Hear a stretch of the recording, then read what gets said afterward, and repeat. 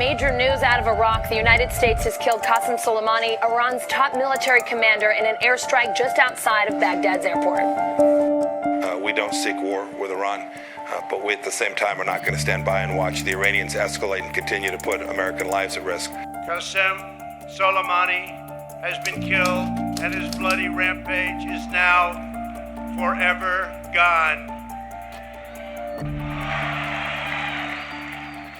The death of Iran's top general, a man who spread violence and terror across the Middle East, brought with it grief and anger in Tehran. Now on the precipice of war, Iran's regime is also grappling with growing dissatisfaction with its leadership, crippling economic sanctions, and an unpredictable US president. But its internal strife, as well as its fractious relationship with the United States, has been decades in the making. A long history of US interventionism gave rise to the fundamentalist regime now in power. Many in Iran want change, but so too does America's role in Iran's past cast a long shadow over it today.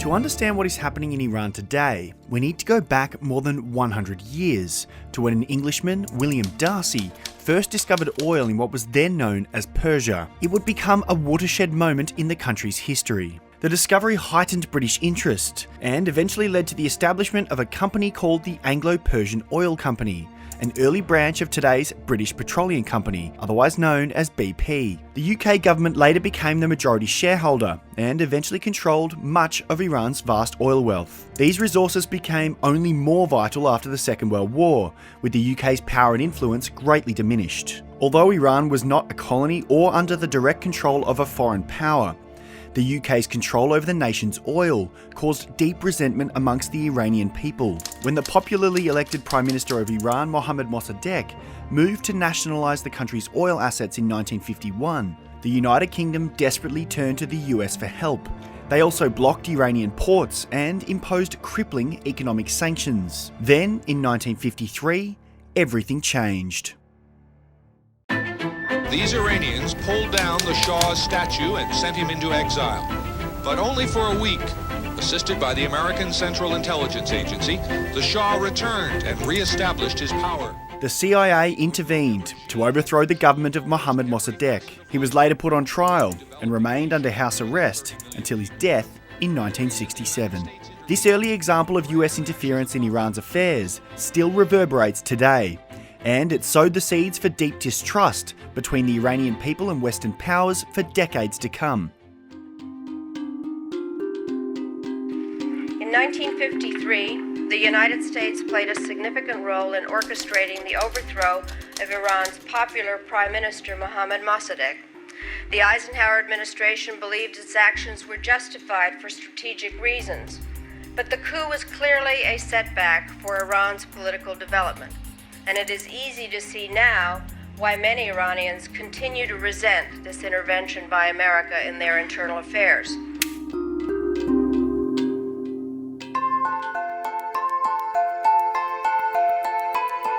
The newly instated Shah was a staunch ally of the West, and he repaid his backers in kind. The United States soon took a much more active interest in Iranian oil, but domestically, the Shah's authoritarian rule became increasingly unpopular. Nationalists, hardline Islamists, and other secular sections of Iranian society saw the Shah's regime as brutal, illegitimate, corrupt, and extravagant. In an interview with ABC News correspondent Barbara Walters, the Shah was once asked whether, with all his power, he might permit at least some criticism of his autocratic rule.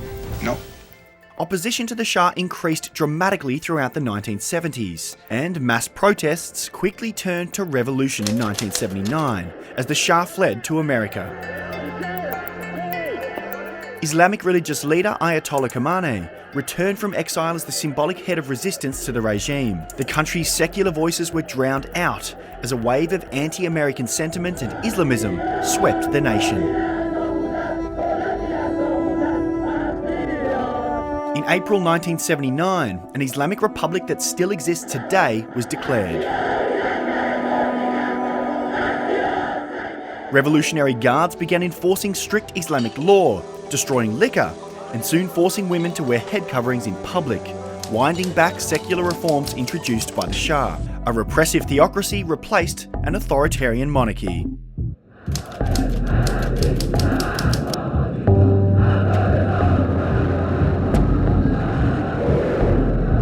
Then, towards the end of 1979, months after the Shah had fled to the United States, pro-revolution students broke into and took control of the US Embassy in Tehran, holding its staff hostage for over a year. This sparked a diplomatic incident that would set the tone for US-Iran relations for decades to come. The government of Iran must recognize the gravity of the situation which it has itself created and the grave consequences which will result if harm comes to any of the hostages.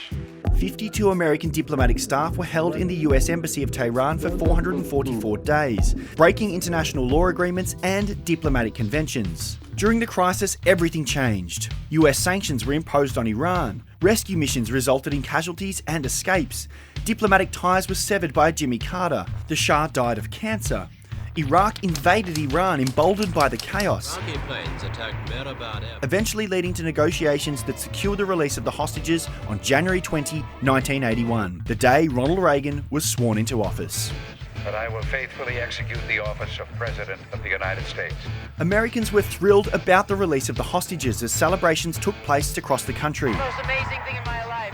We never expected anything like this. But Iran was now at war with neighbouring Iraq. The crisis emboldened Iraq's leader Saddam Hussein to invade Iran, exploiting the post-revolutionary chaos. Despite having no formal relations since the 1967 Arab-Israeli War, many believe Saddam's invasion was encouraged by America, despite the US officially maintaining its neutrality. But by 1984, after the tides turned and Iraq was on the defensive, the US restored ties with Saddam Hussein and began openly arming and funding his military. Then in the final year of the Iran-Iraq War, which ended in a UK brokered stalemate, US involvement in the conflict took an ugly turn, when an American warship accidentally downed an Iranian passenger jet in 1988, killing all 290 on board. Only a few years later, America would be at war with Iraq in the First Gulf War, now against an Iraqi army which was the fourth biggest in the world, after years of being armed and funded by the United States.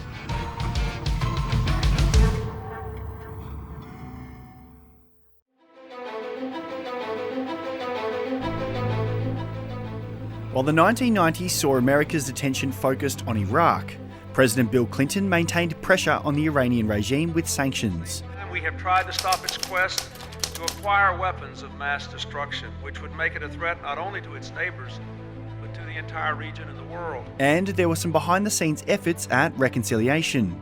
But on September 11th, 2001, everything changed again. And you can see the two towers. A huge explosion now, raining debris on all of us. We better get out of the way! Despite offers of sympathy from the highest levels in the Iranian government, US President George W. Bush made a controversial 2002 speech that labelled Iran, alongside Iraq and North Korea, as being an axis of evil. Iran aggressively pursues these weapons and exports terror, while an unelected few repress the Iranian people's hope for freedom. That now infamous speech caused outrage in Iran and helped sow the seeds for an expanding nuclear program at the centre of today's tensions. In 2002, an Iranian opposition group revealed the country was secretly developing nuclear facilities, including a uranium enrichment plant. We will not tolerate destruction of a nuclear weapon. While Iran has always claimed its nuclear program is for peaceful purposes only, many suspect it may be attempting to create a nuclear weapon as a deterrent to avoid further US intervention or even invasion, with Tehran's eyes firmly fixed on wars America was waging in Iraq and Afghanistan focused on regime change. The next decade saw intermittent engagement with Iran on the issue, and by 2009, the historic election of Barack Obama renewed the possibility of a détente with Iran. When moderate Hassan Rouhani was elected as Iranian president in 2013, there was a breakthrough. The newly elected Rouhani and Barack Obama spoke on the phone. The very fact that this was the first communications between an American and Iranian president since 1979 underscores the deep mistrust between our countries, but it also indicates the prospect of moving beyond that difficult history. A flurry of diplomatic activity eventually led to a groundbreaking deal between Iran and world powers. It is a great honor for us to announce that we have reached an agreement on the Iranian nuclear issue. Under the accord, Iran agreed to limit its sensitive nuclear activities and allow in international inspectors in return for the lifting of crippling economic sanctions. Many saw it as Barack Obama's greatest diplomatic achievement, but one very important man did not. The office of President of the United States. Mr. President.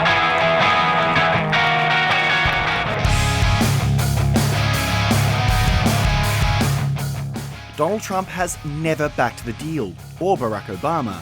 It's insane, it's ridiculous, it should have never been made. He has always maintained it allowed Iran to continue to develop weapons it could use against American interests. Meanwhile, the regional chaos unfolding during the 2011 Arab Spring saw Iran assert itself as a regional power, backing US oppositional forces via proxy armies in Syria and Yemen. The man behind these operations was one everyone now knows, Soleimani. Trump, fed up with Iranian interference in regional conflicts and his perception of the nuclear deal as a dud, eventually led to his withdrawal from it. In a few moments, I will sign a presidential memorandum to begin reinstating US nuclear sanctions on the Iranian regime. Despite efforts from other powers to maintain the deal, the nuclear agreement now appears dead and buried.